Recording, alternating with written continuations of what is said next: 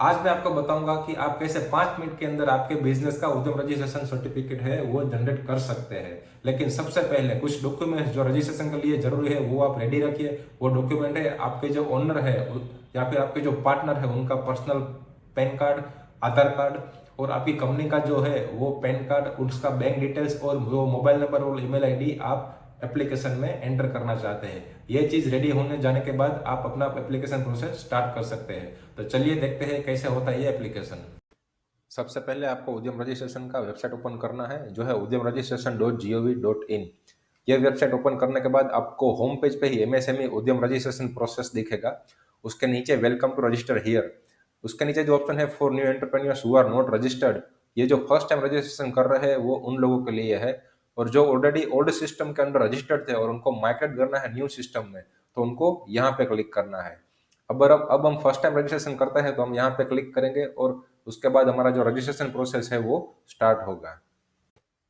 अब आपका उद्यम रजिस्ट्रेशन एप्लीकेशन फॉर्म जो है वो ओपन हो गया है। यहाँ पे सबसे पहले फर्स्ट पॉइंट में आपको जो आपके प्रोप्राइटर या फिर पार्टनर या फिर डायरेक्टर जो है उनका आधार नंबर एंटर करना है। आधार नंबर एंटर करने के बाद उनका ही नाम जो एज पर आधार है वो आपको यहाँ पे एंटर करना है। उसके बाद आप यहाँ पे राइट क्लिक करेंगे, सबमिट करेंगे, तो आपका जो वेरिफिकेशन, आधार वेरिफिकेशन है कंप्लीट हो जाएगा। नेक्स्ट जो स्टेप आता है वो आता है पान वेरिफिकेशन का।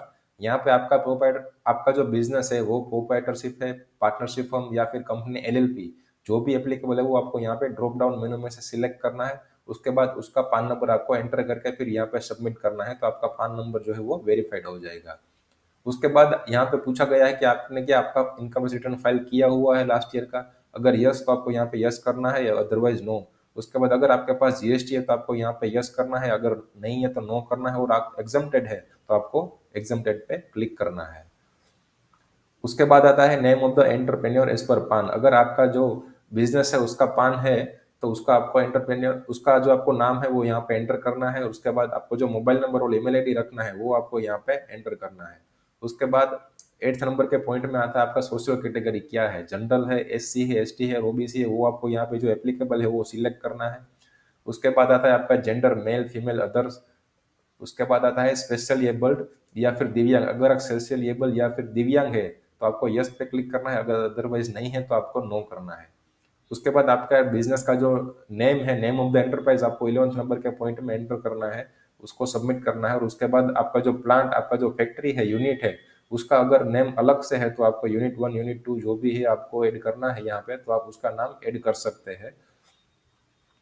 वो ऐड करने के बाद आपको लोकेशन ऑफ द प्लांट यहाँ पे ऐड करना है। लेकिन location of the plant add करने से पहले आपको यहाँ पे आपका जो यूनिट है उसका नाम जो आपने पहले एंटर किया था वो सिलेक्ट करके फिर आपको यहाँ पे एड्रेस एंटर करना पड़ेगा।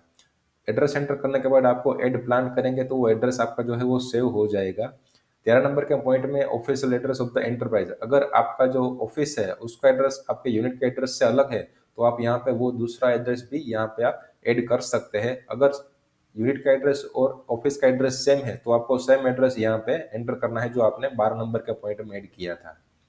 उसके बाद आता है 14 नंबर पे, अगर आप ओल्ड स्कीम के अंडर रजिस्टर्ड थे तो आपको यहाँ पे उसका डिटेल्स देना है, अदरवाइज नहीं है तो वो नॉट एप्लीकेबल करना है। 15 नंबर पे पॉइंट में स्टेटस ऑफ द एंटरप्राइज, यानी कि आपका जो एंटरप्राइज है वो कब इनकॉर्पोरेट हुआ था, कब रजिस्टर्ड हुआ था, उसके बाद उसका प्रोडक्शन स्टार्ट हुआ है कि नहीं हुआ है, और उसका डेट ऑफ कमेंसमेंट जो प्रोडक्शन का है वो क्या है, आपको यहाँ पे मेंशन करना है। उसके बाद आपको अपने बिजनेस का बैंक डिटेल्स एड करना है, बैंक का नाम, आईएफएससी कोड और बैंक अकाउंट नंबर। और उसके बाद आप मैन्युफैक्चरिंग करते हैं या फिर सर्विस प्रोवाइड करते हैं वो आपको यहाँ पे सिलेक्ट करना है 17 नंबर के पॉइंट में। उसके बाद 18 नंबर पे जो एनआईसी कोड होता है एप्लीकेबल आपके बिजनेस का, वो आपको यहाँ पे एंटर करना है। उसके लिए आप सर्च कर सकते हैं। सर्च करने के बाद आपका जो बिजनेस है वो मैन्युफैक्चरिंग है या फिर सर्विस है या फिर ट्रेडिंग है, वो सिलेक्ट करके अकॉर्डिंगली आप उसका जो एनआईसी कोड है 2 डिजिट, 4 डिजिट और 5 डिजिट जो ड्रॉप डाउन मेनू में अवेलेबल होगा, आपका जो एप्लीकेबल एनआईसी कोड है वो आपको सिलेक्ट करना है। वो सिलेक्ट करने के बाद आपको यहाँ पे ऐड एक्टिविटी करना है तो वो सेव हो जाएगा। उसके बाद नंबर ऑफ पर्सन एम्प्लॉयड, आप कितने एम्प्लॉय है आपकी कंपनी में, मेल, फीमेल और अदर्स, वो आपको यहाँ पे एंटर करना है। और उसके बाद यहाँ पे राइट क्लिक करके उसको सेव करना है। नेक्स्ट जो है वो आपके बिजनेस का रिटर्न डाउन वैल्यू क्या है वो आपको यहाँ पे एंटर करना है। टर्नओवर क्या है वो एंटर करना है। अगर आपका आईटीआर फाइल हो चुका है तो ऑटोमेटिक यहाँ पे आ जाएगा। उसके बाद 22 से लेकर 27 26 पॉइंट तक अगर गवर्नमेंट की अदर अदर जो सर्विसेज है, गवर्नमेंट ई मार्केट प्लेस है, TRADS portal, national career service है, NSSC B2B पोर्टल, या फिर आपको डोमेन लेना है, अगर आप ये कुछ लेना चाहते हैं तो आपको यहाँ पे यस करना है, अदरवाइज सब में आपको नो सिलेक्ट करके आगे बढ़ना है। और आपका जो डिस्ट्रिक्ट इंडस्ट्री सेंटर है वो आपको सिलेक्ट करना है यहाँ से, और राइट क्लिक करके सबमिट करेंगे आप, तो फाइनल OTP जो है वो जनरेट होगा, और फाइनल OTP जो है आप एंटर करेंगे और उसके बाद आपको उसको वैलिडेट करेंगे, तो आपका जो रजिस्ट्रेशन वे है वो सबमिट हो जाएगा। रजिस्ट्रेशन कंप्लीट होने के बाद ऐसा एक रजिस्ट्रेशन सर्टिफिकेट आपका भी ओपन हो जाएगा। यहाँ पे आप ऊपर अपना जो बिजनेस का स्टेटस है, माइक्रो, स्मॉल या फिर मीडियम है, वो भी आप चेक कर सकते हैं। उद्यम सर्टिफिकेट आप यहाँ से अलग से भी प्रिंट उद्यम सर्टिफिकेट मेनू में से कर सकते हैं और आप सेव कर सकते हैं। और अगर किसी और का आपको उद्यम रजिस्ट्रेशन नंबर वेरीफाई करना है तो आप वेरीफाई उद्योग आधार उद्यम रजिस्ट्रेशन की वेबसाइट से ही कर सकते हैं।